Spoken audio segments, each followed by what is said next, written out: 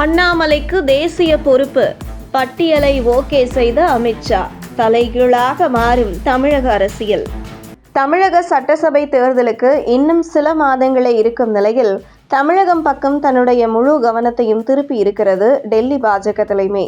குறிப்பாக சமீபத்தில் அண்ணாமலை டெல்லி சென்று மத்திய உள்துறை அமைச்சர் அமித்ஷாவை சந்தித்து திரும்பிய பின்பு பல அதிரடி மாற்றங்கள் அரங்கேறி வருகிறது. பாஜக தமிழக சட்டப்பேரவை தேர்தல் பொறுப்பாளராக மத்திய வர்த்தக மற்றும் தொழில்துறை அமைச்சர் பியூஷ் கோயல் நியமிக்கப்பட்டுள்ளார்.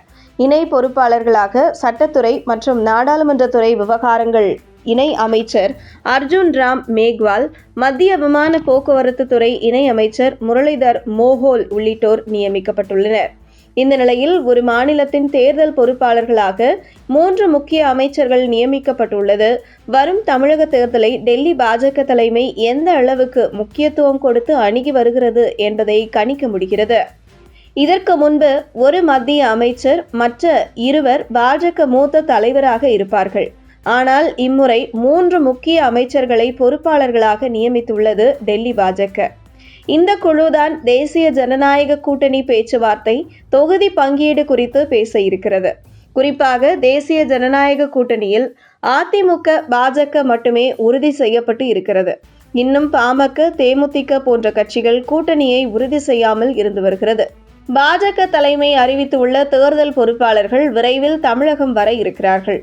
அவர்கள் பாமக, தேமுதிக போன்ற கட்சிகளிடம் பேசி கூட்டணியை உறுதி செய்வார்கள் என்கிறது பாஜக வட்டாரங்கள். மேலும் டிடிவி தினகரன் மற்றும் ஓபிஎஸ் ஆகியோரையும் உள்ளே கொண்டு வருவதற்கான முயற்சியில் தொடர்ந்து பாஜக ஈடுபட்டு வருகிறது. மேலும் தேசிய அளவில் இந்தியா முழுவதும் உள்ள RSS தலைவர்கள் தமிழகத்தை நோக்கி வர இருக்கிறார்கள். வரும் தமிழக சட்டசபை தேர்தல் முடியும் வரை தமிழகத்தில் தங்கி RSS தலைவர்கள் தேர்தல் பணியாற்ற இருக்கிறார்கள். இந்த பரபரப்புக்கு மத்தியில் பாஜக தேசிய செயல் தலைவராக பீகார் மாநில அமைச்சர் நிதின் நபின் நியமிக்கப்பட்டுள்ளார். தேசிய செயல் தலைவராக நியமனம் செய்யப்படக்கூடியவரே இதற்கு முன்பு பாஜகவின் தேசிய தலைவராக நியமிக்கப்பட்டு வந்து இருக்கிறார்கள். அந்த வகையில் தற்போது செயல் தலைவராக நியமிக்கப்பட்டுள்ள நிதின் நபின் விரைவில் பாஜக தேசிய தலைவராக நியமிக்கப்படுவார் என்கிறது பாஜக வட்டாரம்.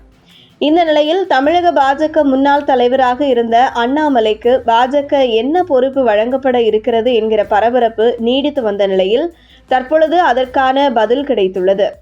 தேசிய செயல் தலைவராக நிதின் நபின் நியமிக்கப்பட்டுள்ள நிலையில் அடுத்த கட்டமாக தேசிய நிர்வாக பட்டியல் தயார் செய்யும் பணியில் பாஜக தீவிரம் காட்டப்பட்டு வருகிறது.